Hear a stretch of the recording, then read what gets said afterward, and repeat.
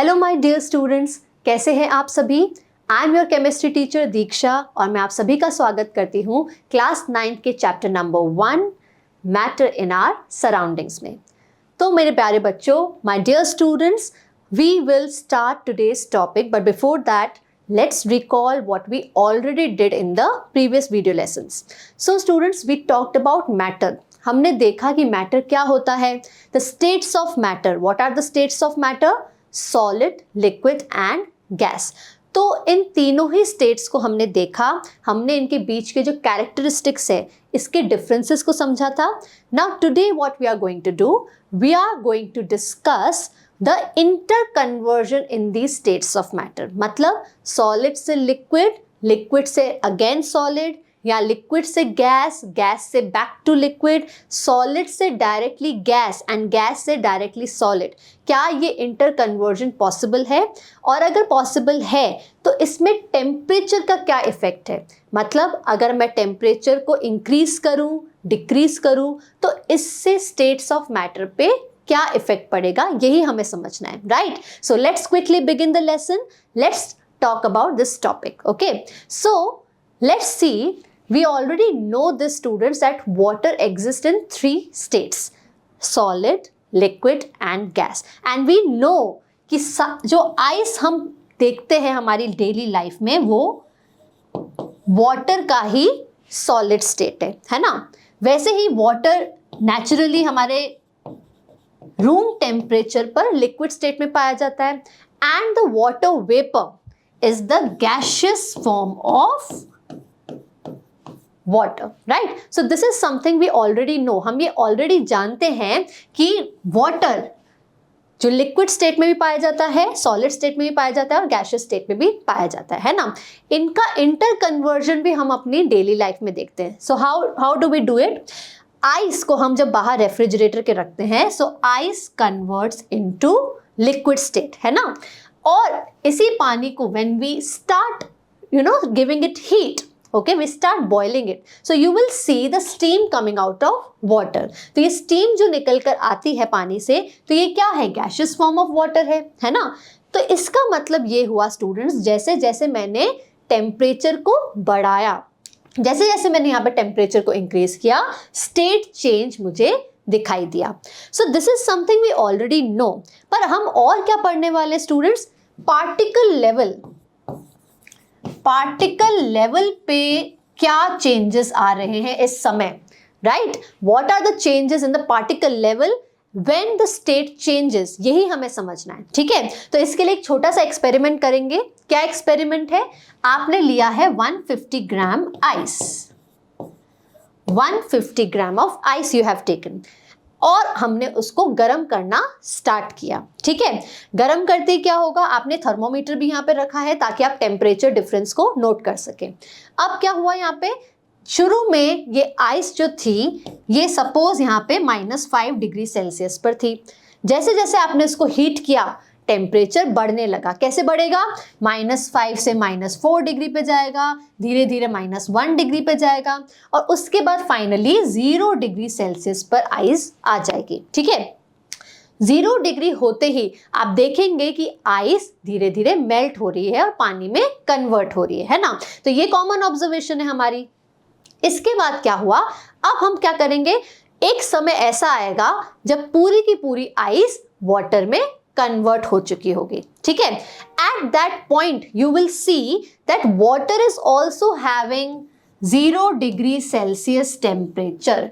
मतलब आइस का भी उस समय 0 डिग्री सेल्सियस का टेम्परेचर था, और जब पूरी आइस पानी में कन्वर्ट हो गई तो उस पानी का भी टेम्परेचर 0 पर ही था।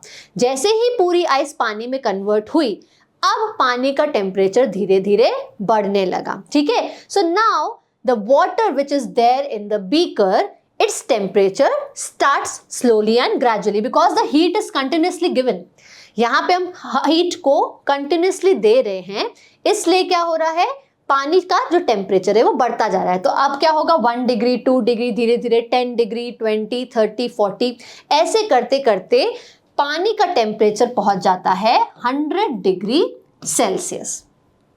इस समय आप नोटिस करेंगे स्टूडेंट्स कि पानी अब धीरे धीरे बॉयल होना शुरू हो गया है। इस टेम्परेचर पे आप देखेंगे कि पानी की मूवमेंट बढ़ गई है और उसमें से निकलना स्टार्ट हो जाती है स्टीम, यानी कि पानी किस में चेंज हो रहा है, वाटर वेपर में। Water is changing into water vapour at this temperature, right. तो ये सारे ऑब्जर्वेशन हमें देखने को मिले।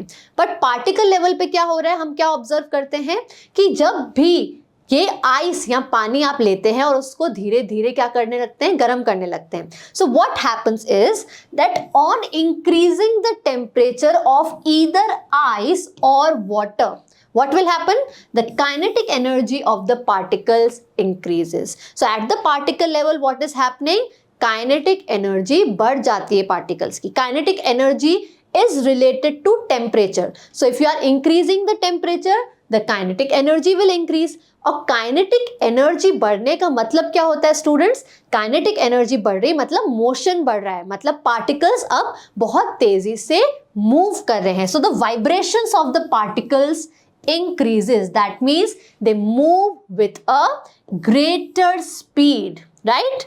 So kinetic energy increases, the vibrations, the speed of the vibrations increases, right?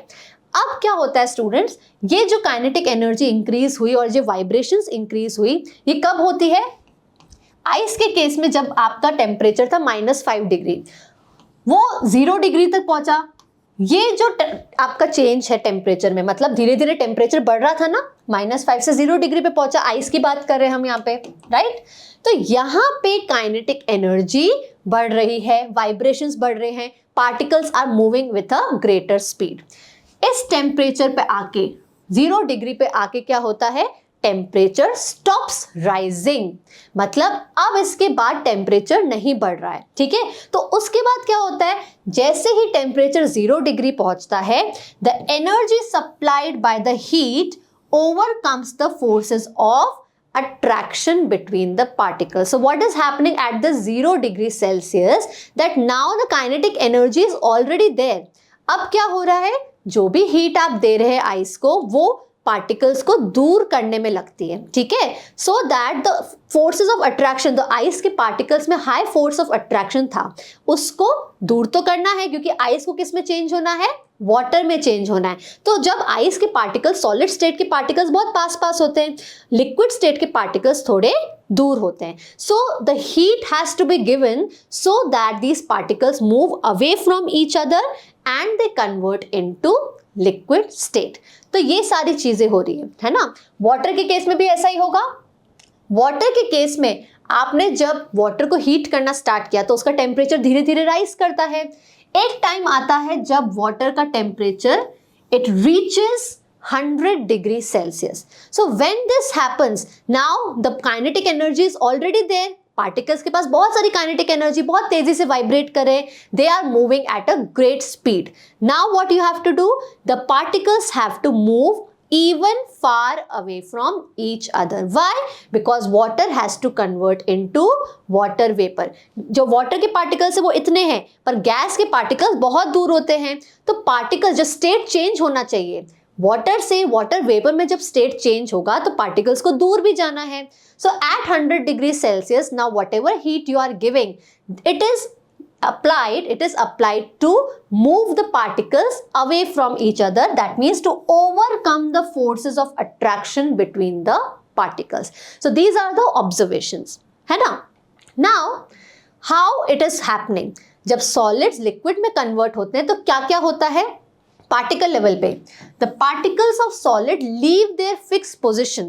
तो आपके पार्टिकल्स जो होते हैं सॉलिड के बहुत पास होते हैं, तो उनकी फिक्स पोजिशन होती है, सॉलिड के पार्टिकल्स बहुत पास में होते हैं, उनकी पोजिशन फिक्स होती है, they just vibrate on their position.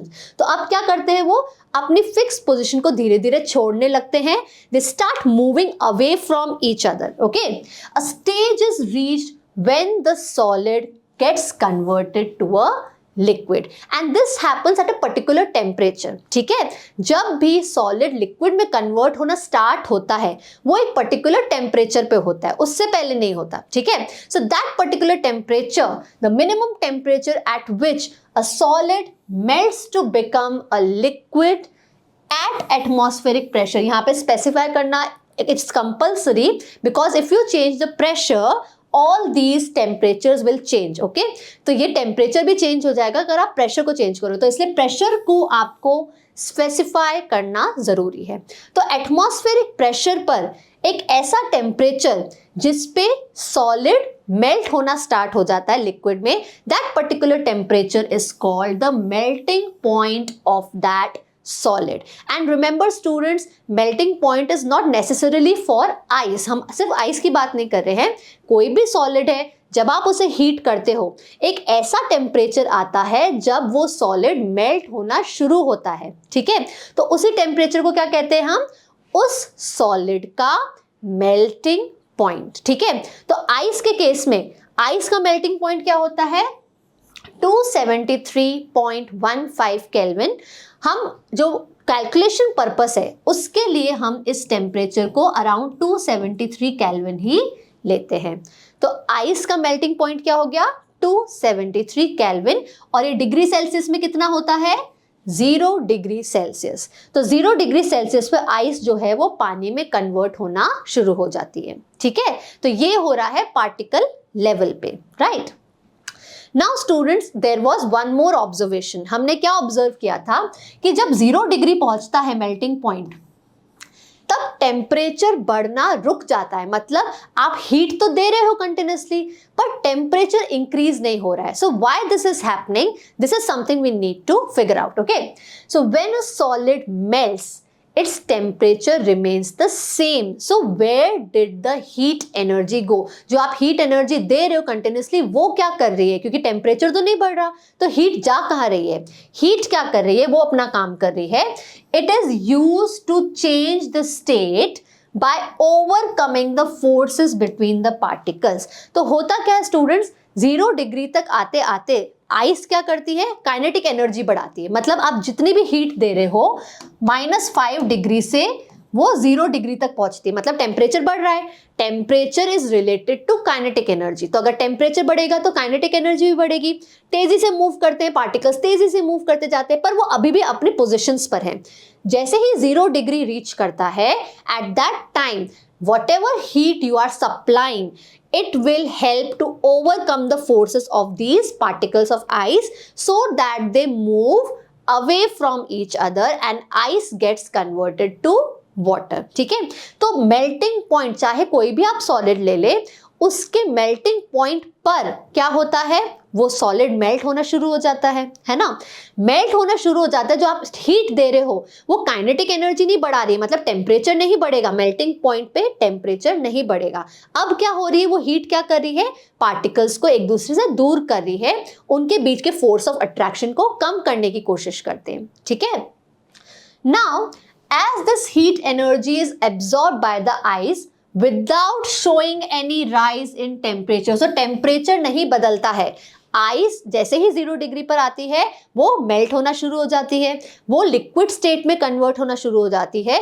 उस टाइम जब ये चीज हो रही है, आइस धीरे धीरे पानी बन रही है ना, तो आइस और पानी दोनों को एग्जिस्ट कर रही है। आइस एंड वाटर आर को एग्जिस्टिंग, थोड़ा आइस भी है थोड़ा पानी भी है, दोनों का ही टेम्परेचर 0 डिग्री पर ही होता है। ये तब तक चलता रहता है जब तक पूरी आइस वाटर में कन्वर्ट नहीं हो जाती। ठीक है, so there is no rise in temperature. तो अब जो हीट आप दे रहे हो बाहर से, वो क्या कर रही है, पार्टिकल्स को दूर करती है, आइस के जो सॉलिड स्टेट में है उसको किस में कन्वर्ट करती है, लिक्विड स्टेट में। पार्टिकल्स पास पास रहेंगे तब तक तो सॉलिड स्टेट में ही रहेगा, जैसे ही आप उसको you will start moving away, the particles start moving away from each other, then only it will convert into liquid state. Okay, so this heat is hidden, क्योंकि हमें क्या लगता है जब आप हीट दे रहे हो तब तक टेम्परेचर राइज होना चाहिए, but this is not happening, the temperature is not rising, that's why this heat is hidden. It's get hidden into the contents of the beaker. We feel that it is considered, okay, but actually this heat is trying to overcome the forces of attraction, right? तो इस heat को हम क्या नाम देते हैं, latent heat. latent का मतलब ही क्या होता है, hidden. तो इसका मतलब ये जो हीट हम मेल्टिंग पॉइंट पे अब जो हीट दे रहे हैं ना बाहर से, वो ऐसा लगता है कि छुपी हुई है। क्यों, क्योंकि इससे टेम्परेचर तो बढ़ता ही नहीं, टेम्परेचर तो अभी भी क्या होता है, मेल्टिंग पॉइंट पे स्टक है, ठीक है। लेकिन ये हीट आप दे रहे हो वो कहाँ काम आ रही है, पार्टिकल्स के फोर्सेस, बीच के जो फोर्सेस है उनको ओवरकम करने के काम आ रही है, जो सॉलिड स्टेट के पार्टिकल्स है उनको दूर करने के काम आ रही है, right. So this is known as latent heat. Now we have a term known as latent heat of fusion. Okay, latent heat क्या है, छुपी हुई हीट है। ये वाली जो हीट आप मेल्टिंग पॉइंट पे दे रहे हो, फ्यूजन का मतलब होता है मेल्टिंग, ओके। तो जो लेटेंट हीट है वो दो तरह की होती है, एक होती है लेटेंट हीट ऑफ फ्यूजन, एक होती है लेटेंट हीट ऑफ वेपराइजेशन, जो हम बाद में पढ़ेंगे। फ्यूजन का मतलब होता है मेल्टिंग, मतलब जब भी कोई सॉलिड अपने मेल्टिंग पॉइंट पे आता है उस समय जो आप उस सिस्टम को हीट दे रहे हो वो क्या कहलाई जाती है, latent heat of fusion. So how it is defined, it is very important, the amount of heat energy that is required to change. Now they have specified the amount of solid, okay, 1 kg of a solid into liquid, specified the pressure also at atmospheric pressure and which temperature, at its melting point. Melting point पर जब solid melt हो रहा है उस समय जो आप उसको हीट दे रहे हैं, 1 kg ऑफ सॉलिड, यहाँ पे सॉलिड का अमाउंट स्पेसिफाई करना जरूरी है, ठीक है, क्योंकि अगर आप ज्यादा अमाउंट ऑफ सॉलिड लेंगे तो आपको ज्यादा हीट प्रोवाइड करनी पड़ेगी, है ना। तो इसीलिए सब फिक्स आपको डेफिनेशन में फिक्स रखना है। 1 kg सॉलिड जब लिक्विड में चेंज होता है at atmospheric pressure at melting point is known as latent heat of fusion, ठीक है। All right, so this was all about how solids get converted into liquids. This was the whole story, okay? Particle level पे क्या changes हो रही है समझ में आ गया होगा, right? अब हम चलते हैं next part पे कि जब liquid gas में change हो रहा है तब क्या changes आ रहे हैं, ठीक है।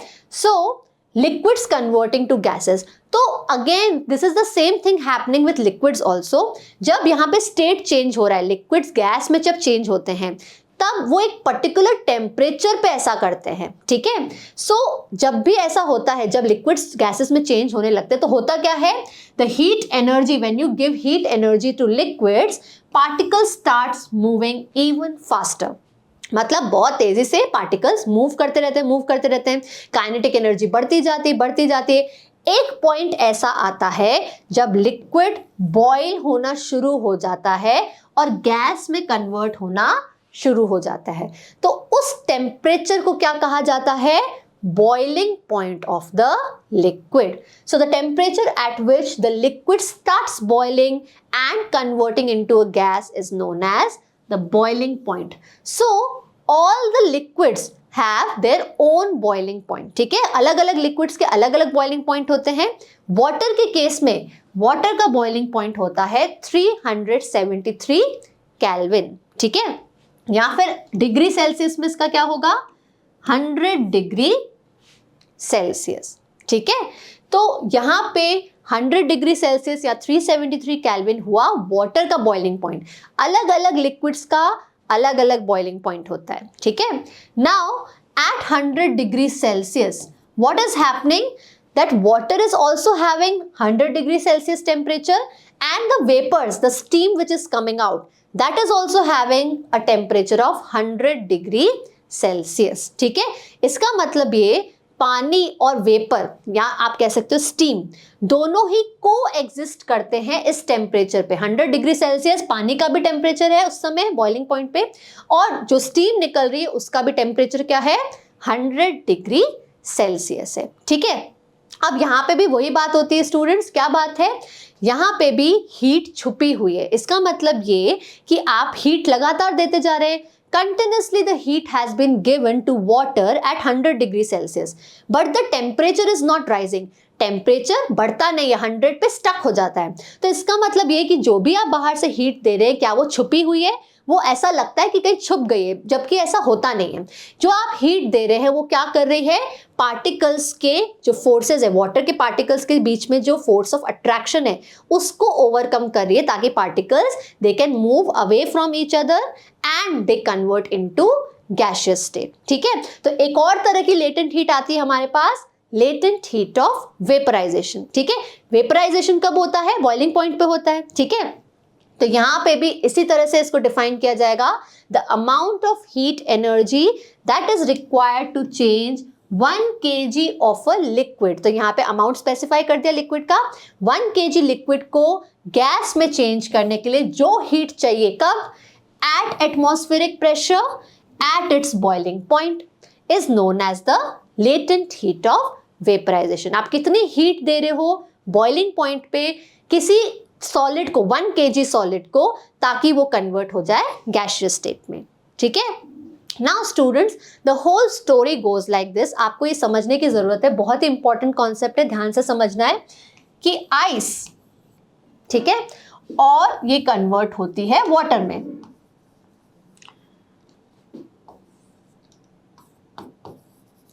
आइस कन्वर्ट हो रही है वाटर में। कहां कन्वर्ट होती है, कब कन्वर्ट होती है, 0 डिग्री सेल्सियस पे आइस कन्वर्ट होती है वाटर में। And what is 0 degree Celsius, the melting point of ice. ठीक है, now at this temperature I told you ice and water को एग्जिस्ट, मतलब दोनों एक साथ होते हैं। आइस धीरे धीरे मेल्ट हो रही है, तो पानी भी है और आइस भी है, दोनों को एग्जिस्ट कर रहे हैं, साथ में है। दोनों का ही टेम्परेचर 0 डिग्री है। सो आइस का भी टेम्परेचर 0 डिग्री है, वाटर का भी टेम्परेचर 0 डिग्री होता है। कब तक, जब तक सारी आइस पानी में चेंज नहीं हो जाती। जैसे ही सारी आइस पानी में चेंज हो गई, अब पानी का टेम्परेचर धीरे धीरे बढ़ेगा, क्योंकि वो बाहर से हीट को एब्जॉर्ब करेगा। ठीक है, now what is happening, ice and water both are at 0 degree Celsius. पर अगर मैं आपसे पूछूं कि कौन से पार्टिकल ज्यादा एनर्जेटिक है, आइस के पार्टिकल्स में ज्यादा एनर्जी है या वाटर के पार्टिकल्स में ज्यादा एनर्जी है, सो यू विल से कि मैम दोनों के ही टेम्परेचर सेम है, तो काइनेटिक एनर्जी तो सेम ही रहेगी, तो दोनों के ही एनर्जीज भी सेम रहेगी। But this is not the case. जब भी आप किसी पार्टिकल की बात करते हैं स्टूडेंट्स, तो उसमें काइनेटिक एनर्जी के अलावा भी बहुत सारी एनर्जीज होती है। ठीक है, तो यहाँ पे स्टूडेंट्स हमने क्या देखा, जब आइस पानी में कन्वर्ट हो रहा है तो क्या कर रहा है, वो लेटेंट हीट, कौन सी वाली, फ्यूजन वाली, okay, latent heat of fusion, this is absorbed by the ice particles so that they convert into water। ठीक है, तो इसका मतलब ये हुआ students, ice at 0 degree has less energetic particles, less energetic particles। इसका मतलब ये कि आइस के जो पार्टिकल्स है वो कम एनर्जी वाले हैं। क्यों, क्योंकि यहाँ पे वाटर और आइस दोनों सेम टेम्परेचर पर है, पर यहाँ पे जो वाटर के पार्टिकल्स है उन्होंने एक्स्ट्रा हीट एब्जॉर्ब की थी, कौन सी, लेटेंट हीट ऑफ फ्यूजन। इसका मतलब ये कि आइस की जो टोटल एनर्जी है वो आइस की टोटल एनर्जी में लेस एनर्जेटिक पार्टिकल्स है, मतलब यहाँ पे एनर्जी कम है, total energy of ice particles is less. वैसे ही वाटर के पार्टिकल्स ने, क्योंकि ये extra heat, latent heat of fusion absorb किए, तो सारी एनर्जीज तो सेम है, पर ये एक्स्ट्रा हीट आ गई ना इसके अंदर। वाटर के पार्टिकल्स ने एक्स्ट्रा हीट ली थी, तभी तो ये वाटर में कन्वर्ट हुआ था। आइस के पार्टिकल्स ने ये हीट एब्जॉर्ब की, तो ये वाटर में कन्वर्ट हुआ। तो वाटर के पार्टिकल्स के पास ये हीट एक्स्ट्रा है, इसीलिए वाटर के particles are more energetic, right? So this is something you need to understand. Similarly, in the case of the conversion from water to water vapor, water to water vapor, the same things happen here, students. At 100 degrees Celsius, that is at the boiling point of water, what happens? Water starts converting into water vapor. So they both coexist, water और water vapor साथ में रहते हैं, दोनों का ही temperature होता है 100 degree Celsius, है ना। सो अब लेकिन मैं टोटल एनर्जी की बात करूं तो यहाँ पे पानी के जो पार्टिकल्स है उनकी एनर्जी कम रहती है। क्यों, क्योंकि वाटर वेपर के पास एक्स्ट्रा कौन सी एनर्जी आ गई है, latent heat of vaporisation. Water के पार्टिकल्स ने वो हीट ली थी, तभी तो वो वाटर वेपर में चेंज हुआ, तो अब वाटर वेपर के पास वो एक्स्ट्रा हीट आ गई, इसीलिए इसके पार्टिकल्स है ज्यादा एनर्जेटिक। ओके, तो यहाँ पे भी वही है, यहाँ पे वाटर के पार्टिकल्स है लेस एनर्जेटिक, एनर्जी कम है, और यहाँ पे वाटर वेपर के जो पार्टिकल्स है उनकी एनर्जी ज्यादा है। more energetic particles are here. जबकि इन दोनों का टेम्परेचर जो है वो सेम है, ठीक है, पर टेम्परेचर सेम होने का मतलब है कि काइनेटिक एनर्जी सेम है, पर बाकी सारी एनर्जीज भी तो है। तो टोटल एनर्जी, क्योंकि यहाँ पे वाटर वेपर के पास आ गई है extra latent heat of vaporisation, right? So I hope you understand this concept clearly now. All right? Okay, so now we move on to the next interconversion, that is solids directly converting to gas, and that process is known as sublimation. So let's understand with the help of an experiment. तो experiment में हमने क्या किया है? We have taken a china dish and we have added some crystals of camphor. Now camphor is what? Kapoor जो आपके घर में जलाते हैं, मंदिर में जलाते हैं, वो कपूर आपने देखा होगा that if you start burning that Kapoor, so what will happen? It converts directly into the vapors. आपने देखा होगा कि कपूर डायरेक्टली क्या निकालता है? उसकी फ्यूम्स निकलती हैं। क्या वो लिक्विड स्टेट में चेंज होता है? नहीं, वो डायरेक्टली गैशियस स्टेट में चेंज होता है, ठीक है। तो इस एक्सपेरिमेंट में हम क्या देखेंगे? चाइना डिश ली है, उसके ऊपर रखा है हमने इन्वर्टेड फनल, फनल को उल्टा करके रखा है, and funnel has an opening, उस ओपनिंग को भी बंद कर दिया है हमने कॉटन प्लग डाल के, ठीक है। अब हमने क्या किया? इस कैम्फर को हीट किया। कैम्फर जैसे हीट होगा वो अपने वेपर्स में चेंज होगा, डायरेक्टली गैशियस स्टेट में चेंज होगा। आप देखेंगे स्टूडेंट्स की वेपर्स जैसे जैसे ऊपर जाते हैं, फिर आप देखेंगे यहाँ पे कैम्फर सॉलिडिफाई हो गया, मतलब कि वेपर्स जब ऊपर गए तो वो ठंडे हो गए। यहाँ पे टेम्परेचर ज्यादा है, लेकिन ऊपर फनल के ऊपर जो है वो टेम्परेचर आपका ठंडा है। तो होता क्या है? Vapours start cooling down. As soon as the vapours go up in this funnel they cool down, और जैसे ही गैस कूल डाउन हुई वो वापस किस में कन्वर्ट हो गई?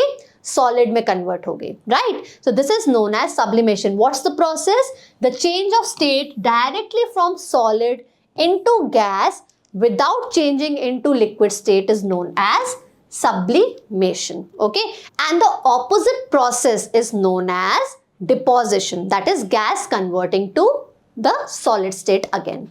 So there are a few more examples. Camphor is one of the sublimable substance. और कौन से example है हमारे पास?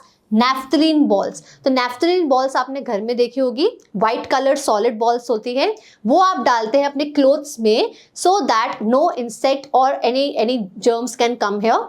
अब ये नैफ्थलीन बॉल्स जो होती हैं ये डायरेक्टली गैशियस स्टेट में चेंज होती है। तो आपने देखा होगा कि आपने अपने कपड़ों में ये नैफ्थलीन बॉल्स डाली, but after some time you will see that there are no naphthalene balls. तो यहाँ पे नैफ्थलीन बॉल्स क्या हो गई? गायब नहीं होती है, वो वेपर्स में चेंज हो जाती है, डायरेक्टली गैशियस स्टेट में चेंज हो जाती है, इसलिए आपको कोई नैफ्थलीन बॉल्स नजर नहीं आती। There is one more solid called ammonium chloride. This is also a sublimable substance, यानी कि डायरेक्टली गैशियस फॉर्म में चेंज होता है, right. All right my students, so अभी तक हमने जितने भी इंटर कन्वर्जन्स देखे, जितने भी स्टेट्स ऑफ मैटर है उनके इंटर कन्वर्जन्स देखे। Let's revise all the processes, okay. So solid directly converting into liquid state, तो उसे हम क्या कहेंगे? फ्यूजन, ओके, फ्यूजन, या फिर आप ये भी कह सकते हो मेल्टिंग। दोनों बातें सेम है, दोनों प्रोसेसेस सेम है। अब लिक्विड जब वापस से सॉलिड स्टेट में आता है तो उसे हम कहते हैं solidification. Let's come to liquid and gas. तो लिक्विड जब गैस में चेंज होता है तो उसे हम कहते हैं वेपराइजेशन, वेपर्स फॉर्म होते हैं, और गैस वापस लिक्विड में चेंज होता है तो ये आपने ऑलरेडी अपनी जूनियर क्लासेस में पढ़ा है, condensation. And finally solid to gas, we call it as sublimation, and gas again directly changes to solid, that is known as deposition, okay। तो ये सारे आपको processes याद रखने हैं, मेमोरी में रखने हैं, and we all know what these processes are, okay। हमने बहुत डिटेल में पढ़ा है इन्हें, पर आपको ये interconversions ध्यान में होने चाहिए, right। So my dear students, यहाँ इस टॉपिक पे हमने क्या पढ़ा था? हमने ये देखा कि हम जो इंटर कन्वर्जन्स कर रहे हैं उसमें पार्टिकल्स का क्या बिहेवियर है, okay. So if we are increasing और decreasing temperature, what are the behaviour, what is the behaviour of the particles of solid liquid and gas, right? And then we also saw the process of sublimation and what are the materials, which are the substances which show sublimation, right? तो hopefully students आपको ये सारी चीजें समझ में आई है, आपको ये सारे इंटर कन्वर्जन और उस इंटर कन्वर्जन में क्या पार्टिकल लेवल पे क्या चेंजेस आ रहे हैं वो चीज समझ आई है, ठीक है? अब चलते हैं हमारे वेरी इंटरेस्टिंग क्विज टाइम में. So let's begin students, let's have a look at a quiz. So the first question is the boiling point of water at sea level. तो boiling point क्या 0 डिग्री boiling point है? नहीं, हमें पता है 0 degree Celsius क्या है, ये है मेल्टिंग पॉइंट ऑफ आइस, ठीक है? अब हम जानते हैं कि 0 डिग्री किसके इक्वल होता है? 273 केल्विन. तो ये तो दोनों सेम बात है, ठीक है? Now 373 kelvin, that's our answer, right? Why? Because 373 kelvin किसके इक्वल होता है? 100 डिग्री सेल्सियस, जो कि बॉइलिंग पॉइंट होता है वाटर का. 273 डिग्री सेल्सियस ये सिर्फ कंफ्यूज करने के लिए दिया है, but you have to be very sure 0 degree Celsius और 273 kelvin is the melting point of ice, okay? And 373 kelvin और 100 degree Celsius is the boiling point of water, okay? So यही ध्यान रखने हैं. इसके अलावा जो भी ऑप्शंस होंगे that is only to confuse you. Alright, let's have a look at the second one. The solid which undergoes sublimation. तो सब्लिमेशन कौन करता है? कौन सा solid? Ice cube? No. Sodium chloride, potassium chloride are just given to you for confusion, okay? So they are just given to you for creating confusion. We know that the solid ammonium chloride, this is a sublimable substance, okay? तो ये दोनों options confuse करने के लिए दिए हैं. हमें पता है naphthalene is a sublimable substance, so B option is the correct one, okay? Let's see the last one. Which of the following has highest energy? ठीक है, तो हमें सबसे ज्यादा एनर्जेटिक पार्टिकल्स को फाइंड करना है.